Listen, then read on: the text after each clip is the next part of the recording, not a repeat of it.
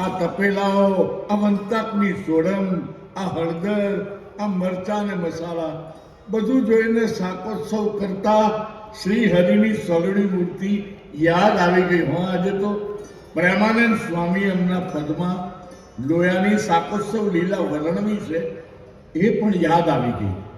વળી વખાણું લીલા લોયા ગામની, સુણતા શ્રવણે પાતક પ્રલય થાય જો. હા, સાચું કીધું બ્રહ્માનંદ સ્વામી.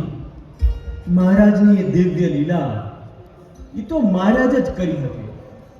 મહારાજની એ કરુણા અને મહારાજની દયા એનો તો કોઈ પાર નહીં હો. એ કહું છું કે આ મહારાજ કેવા દયાળુ છે. ઠેર ઠેરથી, ગામો ગામથી અરે ભક્તોને તેડાવીને આનંદ કરાવે છે, અરે રમાડે છે. ખરેખર એકવાર મહારાજની પાસે લાભ લેવા જવું જોઈએ. સાચી વાત બાપુ. એટલા માટે તો ભગવાનને મનમોહન કહ્યા છે. એકવાર એની પાસે ગયા ને મન મોહાય નહીં તો એ ભગવાન છે ને. ખરું હો બ્રહ્માનંદ સ્વામી. અને એમાં પણ આ વખતે તો મહારાજે આડો આંખ વાળી દીધો હો. આ વખતે લોયા ગામમાં જે શાકોત્સવ કર્યો ને એ તો કોઈ દી ભૂલાયો જ નથી. સચ્ચિદાનંદ સ્વામી મહારાજ ખરેખર રંગમાં હતા. સૌ કોઈને આનંદ કરાવી દીધો. આ સુરા બાપુને ત્યાં શાકોત્સવ કર્યો એ જોઈને પેલા જીવા સિંધવના દીકરાએ મહારાજને કીધું, મહારાજ મારે પણ રસોઈ આપવી છે. જીવાભાઈએ તો મહારાજને કીધું કે મહારાજ 9 મણ ઘી લાવ્યો હું, અંધાઈને રસોઈ જમાડો. પણ ત્યાં તો મહારાજે ધડાકો કર્યો. જીવાભાઈ 9 મણ ઘીથી શું થાય? જીવાભાઈ કહે કે મહારાજ કેટલું ઘી જોઈએ? મહારાજ કહે 60 મણ રીંગણ મંગાવવાના છે તે 9 મણ ઘીથી કાંઈ ન વળે, 40 મણ ઘી જોઈએ.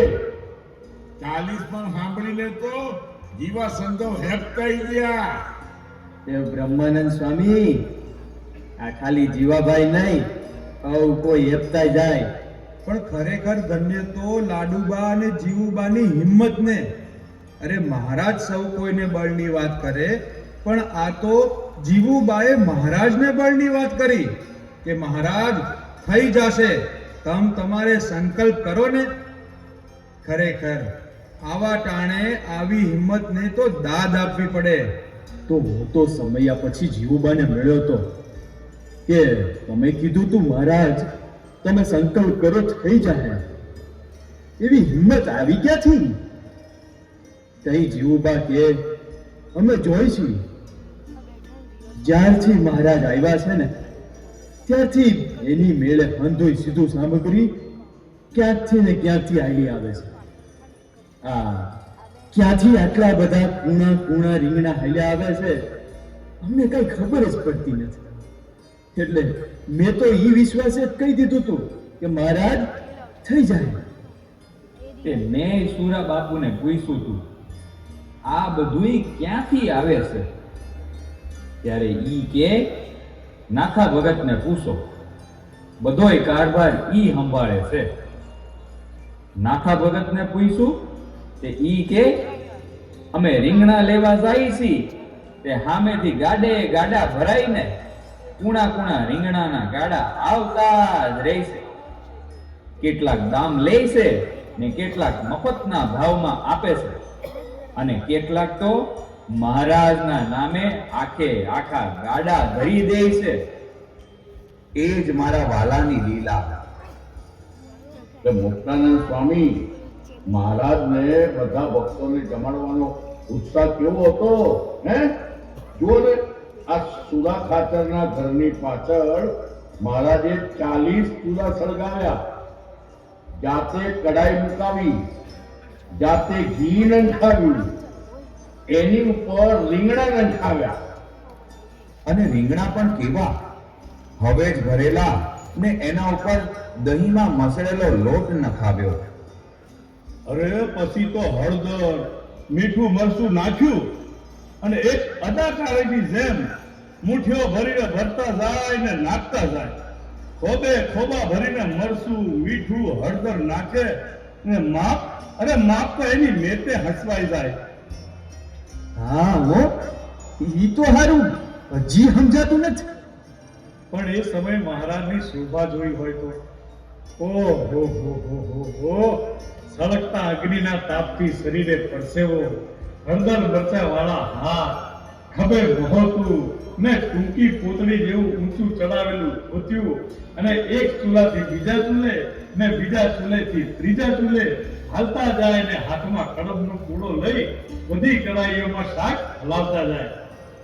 અને રમતા રમતા 40 ચૂલાથી બધી કડાઈમાં રીંગણા તૈયાર કરી લીધા. પેલા મને તો આ રીંગણાની સુગંધથી એવો રગવાટ મોઢામાં મૂકું. મૂળું બાપુ, એવો હવા તો મને પણ ઉપડેલો. શું મુક્તાનંદ સ્વામી તમે પણ? હા હા, કેમ હવા તો ઉપડે જ ને. આવા અનંત કોટી બ્રહ્માંડોના અધિપતિ પૂર્ણ પુરુષોત્તમ નારાયણ આપણા જેવા થઈ આપણને હદે એવું શાક બનાવે ને વળી તેમના જ હાથે શાક ખાવાનો હરખ કોને ન હોય. હાવ હાસી વાત કહી સ્વામી. હો, હાવ હાસી વાત કહી તમે. એ કામદાસ, જે મહારાજે લીલા કરી એમ તમે ખરી લીલા કરી હો. મહારાજને રસોઈયા જાયા અને તમે તો પાસા બોસાસણ જવા તૈયાર થઈ ગયા હતા. ભાઈ, હું રહ્યો પામર જીવ. એમાં પહેલી વાર મહારાજને જોયા. ઈ પરસેવા વાળું શરીર, ખભે મોહોતું, ટૂંકી પોતળી ને હળદર મરચા વાળા હાથ. હું તો મહારાજની માયામાં ભરમાઈ ગયો હો ભાઈ. તે ભલા ભગવાનની માયામાં મોહ પામી ગયા, એમાં તમે મોહાઈ જાઓ એમાં હું? અરે કાનદાસ, તમે તો પાછા વળતા હતા ત્યાં મહારાજે હાક મારીને મુક્તાનંદ સ્વામીને બોલાવ્યા અને કહ્યું, મુક્તાનંદ સ્વામી, ગંગાજીને કાંઠે આવીને કોઈ તરસ્યો જાય તે કેવો કહેવાય? મુક્તાનંદ સ્વામી કહે, મૂરખ કહેવાય. બસ ઈ મૂરખ શબ્દ સાંભળવા હાટું મેં પાછું વાળીને જોયું. ત્યાં તો મહારાજે પોતાનું દિવ્ય સ્વરૂપ દેખાડ્યું. તઈ મને પ્રતીતિ આવી ગઈ ને કાશીદાસ ભેગા હું દંડવત કરવા મંડી પડ્યો. એ મહારાજ પણ ખરા નટ નાગત છે હો. ગણિતમાં રસોઈયા મહારાજ ને ગણિતમાં શ્રીજી મહારાજ. મહારાજની આવી લીલા જોઈને જ આપણને એમનામાં હેત થાય છે ને. સાવ સાચી વાત કહી હો મુક્તાનંદ સ્વામી. મહારાજની એ અલૌકિક મૂર્તિ તો હજી એ વિસરાતી નથી. પણ સચ્ચિદાનંદ સ્વામી મહારાજે બનતા ગાળ્યું નથી કે શાકનો સંકલ્પ કર્યો નથી. એકવાર શ્રીજી મહારાજ ગઢપુરથી વડતાલ જતા હતા. ત્યાં રસ્તામાં સાબરમતી નદી પાસે વંતાક જોયા અને અમને કીધું કે વંતાક લઈ લ્યો, વંતાકનું શાક કરીશું. અને અમે વંતાક લઈ લીધા અને વટામણ જઈ મહારાજે અદ્ભુત શાક બનાવી સૌ હરિભક્તોને જમાડ્યા. અરે ખાલી વંતાકનું શાક નહીં, બાટી પણ મહારાજે બનાવી હતી. અને મેં કીધું કે મહારાજ, આ ખોડાભાઈનો ભાવ છે ને એટલે બાટીને શાક બહુ મીઠું લાગે. જ કરતા કે એમ તો અમારી મહેનત પાણીમાં ગઈ એમ ને. મહારાજ એક દી ગોંડલ પધાર્યા. તઈ ગુણાતીતાનંદ સ્વામીને કીધું તું તમે આ દેવજી બાપુની વાત કરો. તઈ ગુણાતીતાનંદ સ્વામીએ મારા બાપુની વાત મને કરતા કીધું. મહારાજે એક વાર તમારા બાપુને કહી 8 મણ રીંગણા અને ઘી મંગાવ્યા હતા. મીઠું, મસાલા, મરચું બધું આવી ગયું, પણ હળદર ન ગઈ. બાપુએ મહારાજને કીધું, મહારાજ હળદર નથી મળતી. મહારાજ કહે, અમે કેસર વાપરીશું. તઈ મહારાજે જાતે શાક બનાવ્યું, જાતે પીરસવા નીકળ્યા. અરે એ દી તો મહારાજ ત્રણ સ્વરૂપે પીરસન દીધા. એક હરિભગતની પંગતમાં, એક પાર્ષદની પંગતમાં અને એક સાધુની પંગતમાં. તેદી તો મહારાજે ખરેખરી લીલા કરી હતી હો. તે હે સચ્ચિદાનંદ સ્વામી, તમને ઓલો પ્રસંગ યાદ છે? ગઢડામાં ગોપીનાથજીનું મંદિર ચણાતું હતું. તે ચૂનાની કાંકરી ખલાસ થઈ ગઈ. ત્યારે મેં મહારાજને કીધું કે મહારાજ, ઘેલાને કાંઠે કાંકરી છે. તો મહારાજ કે હાલો આપણે ત્યાંથી કાંકરી લાવીએ. એમ કહી મહારાજ ગાડે બેસી અને ત્યાં ઘેલાને કાંઠે પધાર્યા. ને મહારાજ ત્યાં બેઠા અને પરમહંસો કાંકરી કાઢવા લાગ્યા.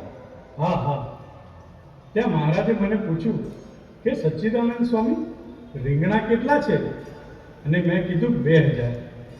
તો મહારાજ કહે, રીંગણાનું શાક કરવું છે તો લોટ અને ઘી ક્યાંથી લાવીશું? ત્યાં નારાયણજી સુથાર બોલ્યા કે હું 10 મણ ઘી આપું અને આ અજરામણ કહે લોટ અને મસાલા હું આપું. પછી મહારાજ મંદિર આવ્યા અને બાટી અને શાક બનાવી અને પોતે જમ્યા અને સચ્ચિદાનંદ સ્વામીને પણ જમાડ્યા. એ મેં મહારાજને કહ્યું, કાંકરી અમે કાઢી અને પ્રસાદી કોને પીસો છો? મહારાજ કહે, જેનો માલ હોય તે માલ ખાય. પછી તો મહારાજે બધી કઢાઈમાંથી બાટી અને શાક મંગાવ્યું ને બધાને ખૂબ જમાડ્યા. તો બ્રહ્માનંદ સ્વામી ત્યારબાદ બધાને છાતીમાં શ્રીજી મહારાજે ચરણારવિંદ આપેલા એ કેમ ભૂલી ગયા? હા હા નાથા ભગત, કોરો ખાવ તો બોલું ને. એ સચ્ચિદાનંદ સ્વામી, ઓલ્યું પાચુબાઈના ઓરડાવાળી વાત કરો ને. અરે એ વખતે તો મહારાજ કંઈ અનોખા જ મિજાજમાં હતા. હું ખેતરેથી વંતાકની ઘાસડી લાવ્યો. એ મહારાજે ભાળી. મહારાજ ઊભા થઈને આયા, ઘાસડીમાંથી રીંગણા કાઢ્યા અને કહે, આજે તો મારે હાથે શાક કરી બધાને જમાડવા છે. પછી તો મહારાજે જીવુબા અને લાડુબાને મીઠું મસાલા અને વાસણ લાવવા કહ્યું. તે વાસણ લાવ્યા. મહારાજ જાતે રીંગણા ચીરવા બેઠા. રીંગણા ચીરતા જાય અને બતાવતા જાય, આ રીતે ચીડા પાડો. પછી રીંગણામાં મસાલો ભરી તપેલા મુકાવ્યા. પછી કથા ચાલુ કરી. થોડી વાર ઊભા થયા ત્યાં તો વંતાક તપાસે અને કહે, હજુ થોડા કાચા છે.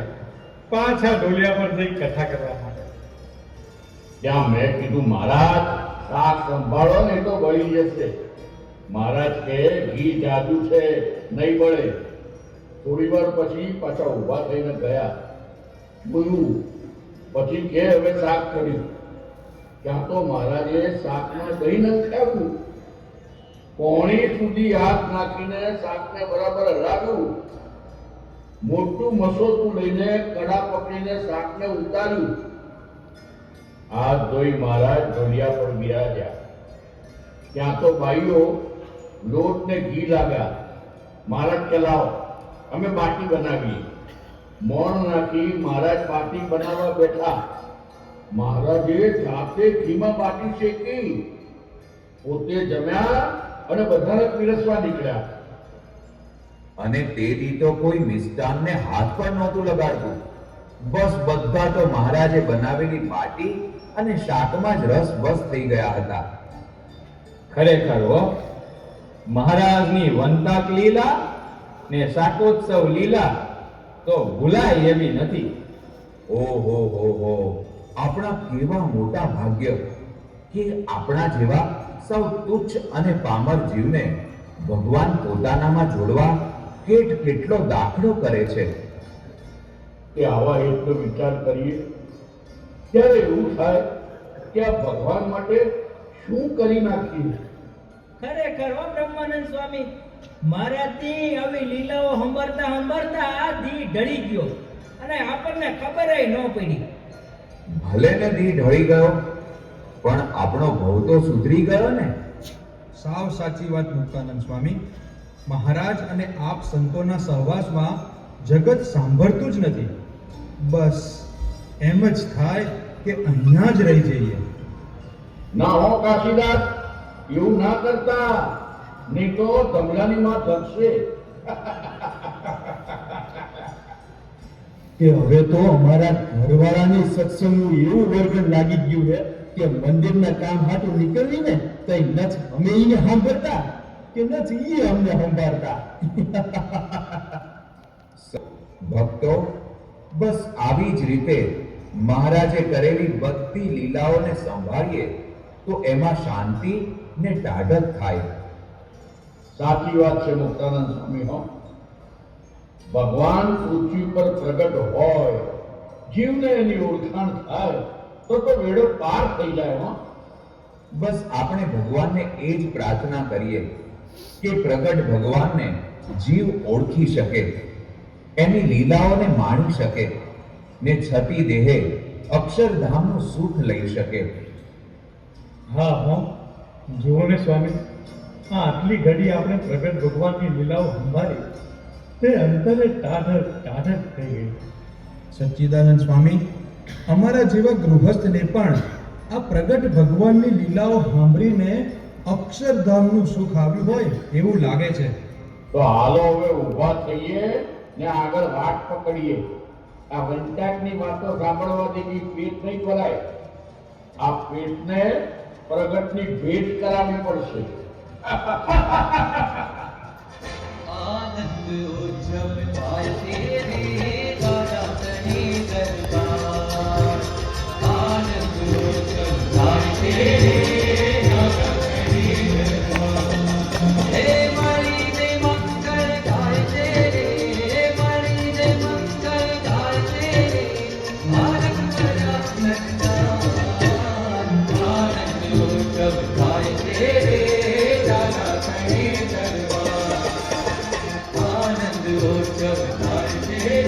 આવા જ વિશિષ્ટ પ્રસંગો સાંભળવા માટે કૃપા કરીને લાઈક કરો, તમારા વિચારો કમેન્ટમાં શેર કરો અને અમારી ચેનલને સબસ્ક્રાઇબ કરવાનું ભૂલશો નહીં.